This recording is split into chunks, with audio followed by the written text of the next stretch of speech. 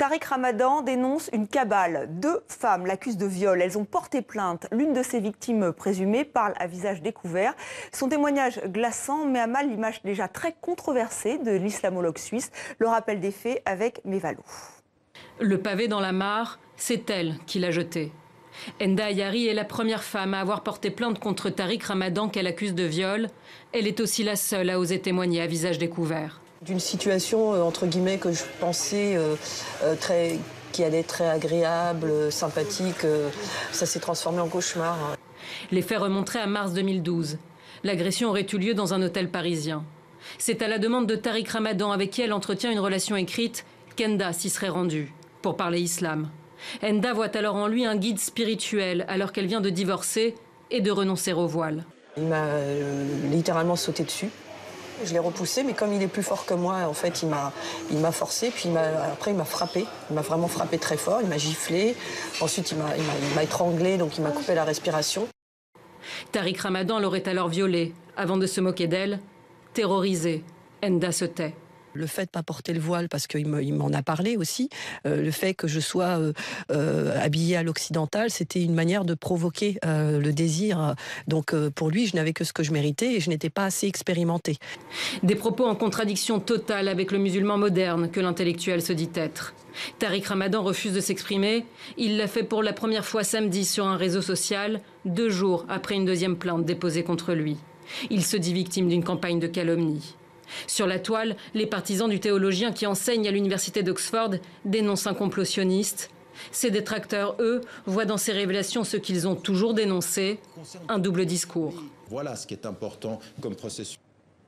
Et nous retrouvons en direct de Genève, en Suisse, notre correspondant Michel Cerotti. Michel, comment la presse suisse traite-t-elle ces accusations de viol? On rappelle que Tariq Ramadan est suisse. Oui, absolument. Il est donc le petit-fils du fondateur des Frères musulmans égyptiens, dont le gendre s'était établi en Suisse, qui est son père, donc Saïd Ramadan.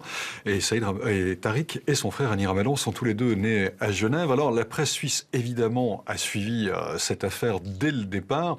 Il y a eu plusieurs articles, la presse notamment francophone, le journal Le Temps, la radio et la télévision suisse, évidemment, ont suivi ça avec le même effroi, la même stupeur que la presse française. À cela près, peut-être la seule différence, c'est qu'aujourd'hui, j'ai pu lire dans les articles dans Le Monde et Libération, ces jours-ci, s'étonner, on va dire, du silence des associations musulmanes en France. Alors, comme les associations musulmanes en Suisse, eh bien, sont beaucoup moins présentes dans le paysage, on va dire, médiatique, sociétal en Suisse, eh bien, personne ne s'étonne finalement de leur silence. C'est la seule différence, mais tout le monde est stupéfait, en tout cas d'un point de vue médiatique, comme on l'est en France.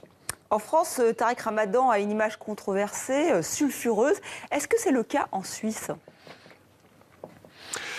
Oui, absolument. Il y a aussi cette controverse qui entoure Tariq Ramadan, mais d'une autre manière, on va dire, qui est plus helvète, dans la mesure où l'islam en Suisse ne pose pas les mêmes problèmes sociétaux que ça peut être le cas en France, sauf peut-être pour le parti de l'IDC qui, lui, y voit passablement de mots, mais c'est à peu près le seul.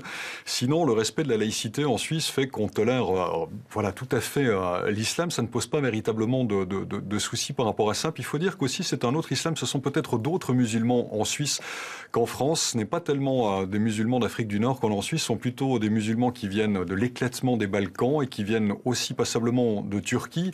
Ce qui a d'ailleurs fait l'insuccès de Tariq Ramadan en Suisse lorsqu'il a voulu fédérer des musulmans, parce qu'il ne s'était pas véritablement rendu compte de cela.